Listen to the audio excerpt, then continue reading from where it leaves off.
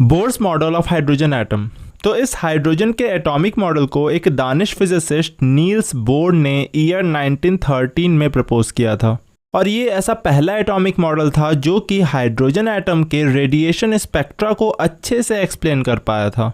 यानी कि यही वो एटॉमिक मॉडल है जिसके थ्रू हमें एक प्रॉपर एक्सप्लेनेशन मिल पाया था हाइड्रोजन के एमिशन और एब्जॉर्प्शन स्पेक्ट्रम के बारे में। तो चलिए अब इसके कुछ पोस्टुलेट्स देख लेते हैं जिनके बेसिस पे ये बोर्स एटॉमिक मॉडल फॉर्म हुआ था।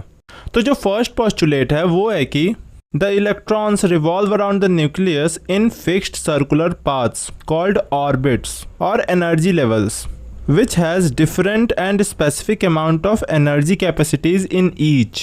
यानी कि इस बोर्स मॉडल के अकॉर्डिंग जो नेगेटिवली चार्ज्ड पार्टिकल्स यानी कि इलेक्ट्रॉन्स होते हैं वो न्यूक्लियस जो कि पॉजिटिवली चार्ज्ड होता है उसके अराउंड एक फिक्स्ड सर्कुलर पाथ में रिवॉल्व कर रहे होते हैं और उसी फिक्स्ड सर्कुलर पाथ को हम बोलते हैं ऑर्बिट्स या फिर एनर्जी लेवल्स। अब ये सुनने के बाद आपके मन में एक क्वेश्चन आ रहा होगा कि इन्हें हम एनर्जी लेवल्स क्यों बोलते हैं।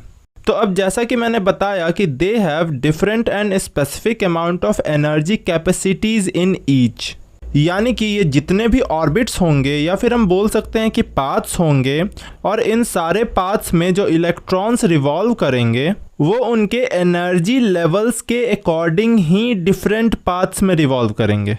समझे बात को, वो उनके एनर्जी लेवल्स के अकॉर्डिंग ही डिफरेंट पाथ्स को चूज करेंगे रिवॉल्व करने के लिए। मतलब कि जो सबसे लोअर एनर्जी लेवल वाले इलेक्ट्रॉन्स होंगे वो सबसे लोअर एनर्जी लेवल वाले ऑर्बिटल में ही रिवॉल्व करेंगे जो कि न्यूक्लियस के सबसे पास होगा, और जो हायर एनर्जी लेवल वाले इलेक्ट्रॉन्स होंगे वो हायर एनर्जी लेवल वाले ऑर्बिटल में रिवॉल्व करेंगे।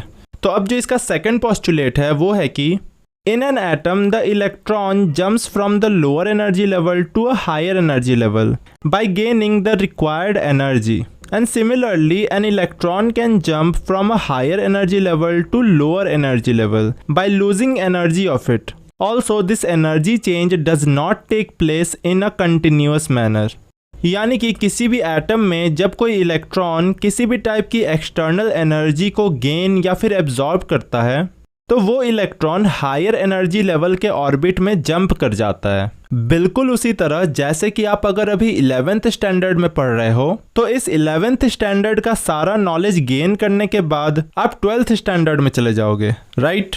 तो बिल्कुल इसी तरह जब एक इलेक्ट्रॉन एनर्जी गेन करेगा तो वो लोअर एनर्जी लेवल वाले ऑर्बिट से हायर एनर्जी लेवल वाले ऑर्बिट में जंप कर जाता है और फिर वो उस ऑर्बिट में रहकर ही न्यूक्लियस के अराउंड रिवॉल्व करता है तब तक जब तक उसने जो एनर्जी एब्जॉर्ब किया है उसे दोबारा एमिट या फिर रिलीज ना कर दे।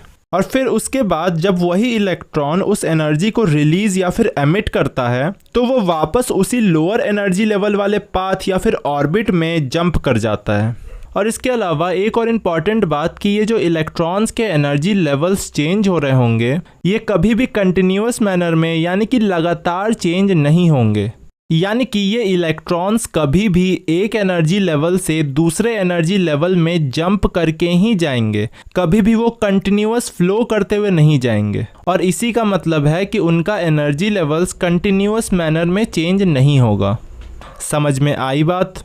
तो अब इसके बाद जो थर्ड पोस्टुलेट है वो है कि the frequency of the radiation emitted और absorbed by an electron depends on the energy difference of the initial and final orbits और energy levels on which the electrons are jumping.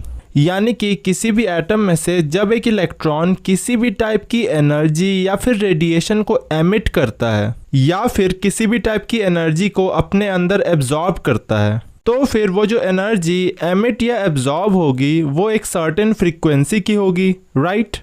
तो उसी energy की frequency को find out करने के लिए bore साहब ने एक फॉर्मूला दिया था जो कि था nu means frequency equal to delta E divided by H. Now here H means Planck's constant जो कि आप सब लोगों को पता होगा और ई का मतलब होगा एनर्जी लेवल।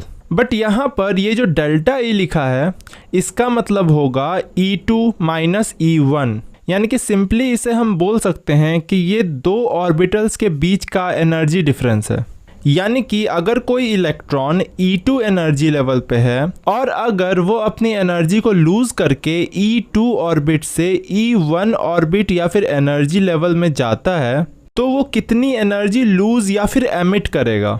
या फिर इसी को रिवर्स करके देखें तो अगर कोई इलेक्ट्रॉन एनर्जी गेन करके E1 से E2 में भी जाता है तो वो कितनी एनर्जी गेन करेगा इस E1 यानी कि लोअर एनर्जी लेवल में से इस E2 means higher energy level में जाने के लिए।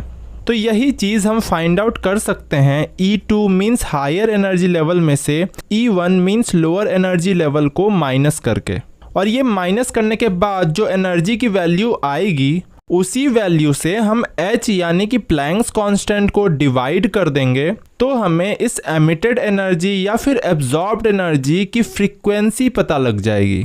समझ में आई बात?